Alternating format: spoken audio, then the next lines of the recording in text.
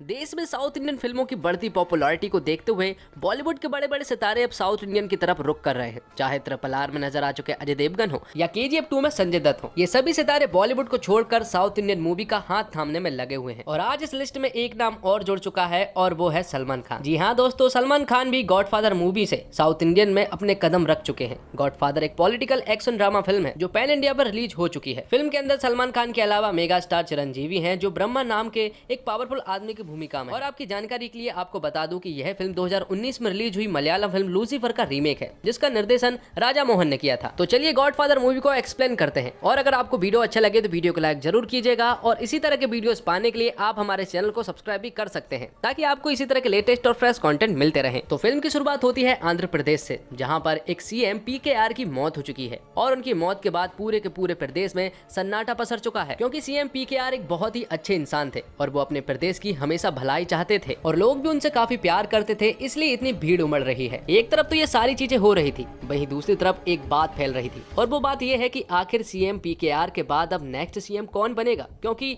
इसके उम्मीदवार कई सारे लोग हैं। और नेक्स्ट CM के दावेदार पर पहला नाम आता है नारायण वर्मा का, जो कि PKR की पार्टी का ही एक आदमी है। हालांकि पार्टी के लोग तो उसका साथ दे रहे हैं और उसे भी ऐसा लग रहा है कि शायद उसकी लाइन क्लियर है और वो CM बन जाएगा। और दूसरा नाम आता है जय का, जो कि PKR का दामाद है और सत्यप्रिया का पति भी है। लेकिन जय जितना सीधा दिख रहा है वो उतना सीधा है नहीं, क्योंकि उसके काफी सारे उल्टे सीधे काम है और ड्रग्स माफिया के साथ कनेक्शन भी है। और अब तीसरा नाम सामने आता है और वो कोई और नहीं बल्कि सत्यप्रिया ही है। सत्यप्रिया दरअसल पॉलिटिक्स से एकदम दूर रहती है, उसका पॉलिटिक्स में कोई भी इंटरेस्ट नहीं है। तो अब बात करते हैं तीसरे दावेदार के बारे में, जो कि काफी भारी भरकम है और सभी को ऐसा लग रहा है कि शायद यही इंसान है जो कि नेक्स्ट CM बन सकता है, और ये नाम है ब्रह्मा तेजा का। दरअसल ब्रह्मा तेजा को यहाँ पर आए हुए सिर्फ 5 साल हुए हैं। वो 20 सालों से दुबई में रह रहा है और इलीगल धंधों की मदद से वो काफी बड़ा आदमी और उसने काफी नाम कमा लिया है। हालांकि यहाँ पर भी लोग उसकी काफी इज्जत करते हैं, लेकिन सत्या उन्हें बिल्कुल भी पसंद नहीं करती। इसके पीछे की वजह क्या है ये हमें आगे पता चलेगा। तो होने को तो ब्रह्मा का भी एक बहुत बड़ा ओहदा है, लेकिन वो भी पॉलिटिक्स में आना नहीं चाहता और इस कुर्सी को नहीं पाना चाहता। तो आगे हम देखते हैं कि जय और नारायण वर्मा अब CM बनने के लिए कुछ भी कर सकते हैं। इसलिए जय नारायण वर्मा को कुछ ड्रग माफिया के पास लेकर जाता है। वो इसलिए क्योंकि उन्हें फंड की बहुत ज्यादा जरूरत थी। अगर उनके पास फंड नहीं होगा तो वो CM नहीं बन पाएंगे। इस सरकार की वैलिडिटी खत्म होने में 2 साल है, लेकिन 2 साल के बाद क्या होगा, उन्हें फंड की जरूरत तो पड़ेगी ही, लेकिन फिलहाल उन्हें फंड की आवश्यकता इसलिए है क्योंकि उन्हें अभी ढेर सारे MLA को खरीदना है।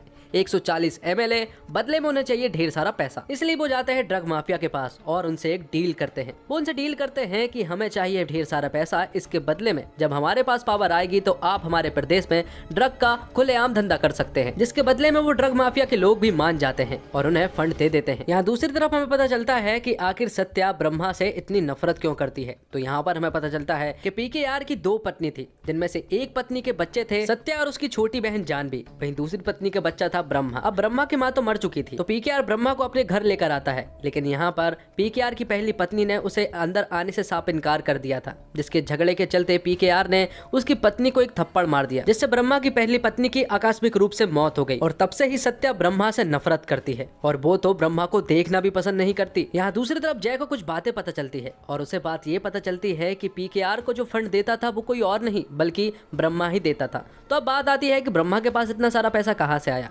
जिसके बाद उन्हें पता लगा कि दुबई में उसके कई सारे इलीगल धंधे हैं और उसी पैसों और पावर के बदले उसने कई सारे MLA को खरीद रखा है। तो अब नारायण वर्मा और जय ब्रह्मा को अपने घर बुलाते हैं, वो इसलिए ताकि वो MLA को अपने बस में कर सके। और जब यहाँ पर ब्रह्मा आता है और जब वो उसे कहते हैं कि हमें MLA की जरूरत है, लेकिन यहाँ पर ब्रह्मा साफ इनकार कर देता है।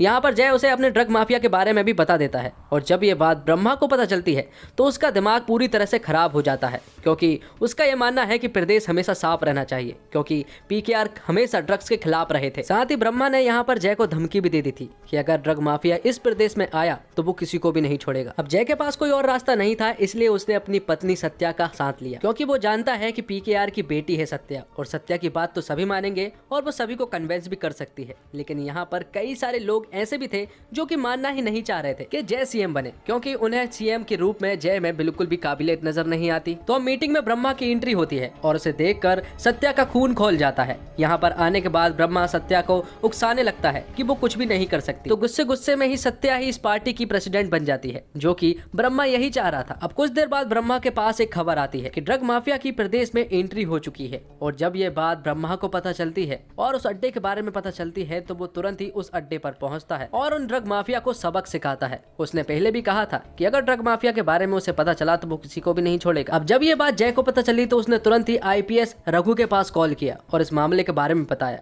और जब रघु उस जगह पर पहुंचा तो उसे तो कोई भी नहीं मिला। अब हद हो चुकी थी और जय गुस्से से पागल हो रहा था, क्योंकि ब्रह्मा उसके रास्ते की अड़चन बन रहा था। हर एक काम में दखल दे रहा था और कोई भी काम ठीक ढंग से नहीं होने दे रहा था।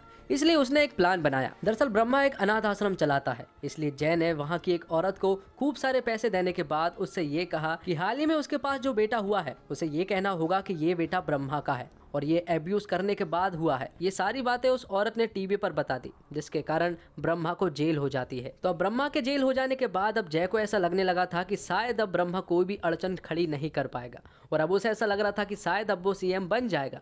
लेकिन अभी भी कई सारी प्रॉब्लम्स आना बाकी थी, क्योंकि जब जय ने अपने ड्रग माफिया से एक कंटेनर को अपने प्रदेश में एंटर करवाया और जैसे ही वो प्रदेश में एंटर हुआ तो एक आदमी ने उसे उड़ा दिया। और वो आदमी कोई और नहीं बल्कि मसूद भाई थे, और मसूद भाई कोई और नहीं बल्कि सलमान खान है। जिसके बाद हमें पता चलता कि ब्रह्मा के कहने पर ही मसूद भाई ने उस ट्रक को उड़ाया है, क्योंकि मसूद भाई और ब्रह्मा दोनों बहुत ही पक्के दोस्त थे और वक्त आने पर ब्रह्मा ने मसूद भाई को बचा कर रखा है। तो जय पूरी तरह से पागल हो चुका था, क्योंकि ब्रह्मा जेल में होने के बावजूद अभी भी उसके रास्ते का कांटा बना हुआ था और वो कोई भी काम नहीं कर पा रहा था। इसलिए उसने एक और प्लान बनाया और ब्रह्मा को जेल में ही मरवाने का सोचा। लेकिन ये प्लान भी फेल हो जाता है, क्योंकि ब्रह्मा उन लोगों को चुन चुन कर मार देता है। और अनाथ आश्रम वाली वो औरत जिसने कि ब्रह्मा का झूठा नाम लिया था, वो टीवी पर सब कुछ सच सच बता देती है और कहती है कि ब्रह्मा उसके भाई जैसा है। जिसके बाद ब्रह्मा को रिहा कर दिया जाता है।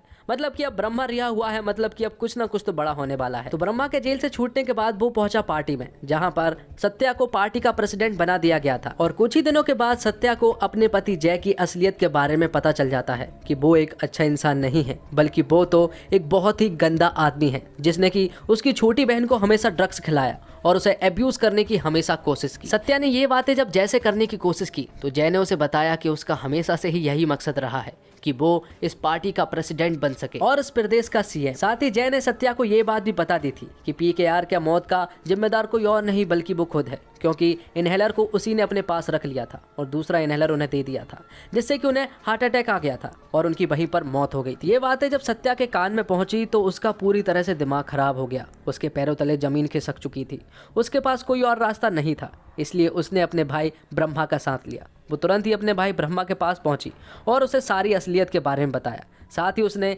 आईपीएस रघु के बारे में भी बताया कि वो उसे अब्यूज करने की कोशिश कर रहा था और उसे ब्लैकमेल करने की भी कोशिश कर रहा था। तो ब्रह्मा ने सबसे पहले रघु को उड़ाया, जिसके बाद उस जगह पर पहुंचा जहां पर ड्रग माफिया के लोग मौजूद। तो ड्रग माफिया में कई सारे लोग मौजूद थे, इसलिए ब्रह्मा ने अपने भाई मसूद भाई का साथ लिया और यहाँ पर एंट्री दोनों भाइयों की होती है और दोनों ही यहाँ पर ड्रग माफिया के सारे लोगों से लड़ना शुरू कर देते हैं। फिल्म के आखिर में ब्रह्मा और मसूद भाई फिल्म के कई सारे गैंगस्टरों से लड़ते हुए दिखाई देते हैं और काफी ताबड़तोड़ एक्शन दिखाया जाता है। तो जय के साथ यहाँ पर एक बहुत बड़ा माफिया था जिसका नाम लूकस था और लूकस का सामना जब ब्रह्मा से हुआ तो उसने अपने हथियार गिरा दिए, क्योंकि लूकस को मालूम है कि वो आदमी कौन है। वो जय को बताता है कि इंटरपोल इनका कई सालों से पीछा कर रही है और इन्हें ढूंढ रही है और ये आदमी कोई और नहीं बल्कि इब्राहिम कुरैशी है, जो बॉस के भी बॉस है, माफिया के भी माफिया है, जो एक गॉडफादर है। तो आखिर में ब्रह्मा जय को भी मार देता है। तो दोस्तों, फिल्म का स्क्रीन प्ले चिरंजीवी के फैंस को ध्यान में रखते हुए लिखा गया है। हर सीन में चिरंजीवी का पड़ला भारी हो, इसी को आधार बनाकर प्रत्येक दृश्य लिखा गया है। बढ़िया संवाद में चिरंजीवी के हिस्से में आए हैं। निर्देशक राजा मोहन का फोकस भी चिरंजीवी पर रहा है। उनका निर्देशन अच्छा है, लेकिन कहानी में नई बात नहीं होने के कारण उनके हाथ भी बंधे रहे। मोहन राजा ने ड्रामेटिक सीन अच्छे से फिल्माए और अपने कलाकारों में बेहतरीन काम करवाया। स्पेशल अपीयरेंस में सलमान खान का बखूबी इस्तेमाल किया। चिरंजीवी ने अपने किरदार को स्टाइलिश बनाते हुए अच्छी एक्टिंग की है। नयनतारा की एक्टिंग भी शानदार रही, हालांकि उनके किरदार को और निखारने का मौका दिया जाना चाहिए था। सत्यदेव कंचन राणा के परफॉर्मेंस भी दमदार है। मासूम भाई के रूप में सलमान खान बोले कम और गोलियों ज्यादा चलाई और छोटे से रोल में जमे हैं। और टेक्नीशियनों ने भी अच्छा काम किया है और डबिंग फिल्म देखते समय परेशान बिल्कुल भी नहीं करती। गॉडफादर उन लोगों के लिए जो चिरंजीवी के फैन है, बाकियों के लिए फिल्म में कुछ नया नहीं है। तो दोस्तों, उम्मीद करता हूँ आपको वीडियो पसंद आई होगी। वीडियो पसंद आई हो तो वीडियो को लाइक जरूर कीजिएगा और इसी तरह के वीडियोस पाने के लिए आप हमारे चैनल को सब्सक्राइब भी कर दीजिएगा।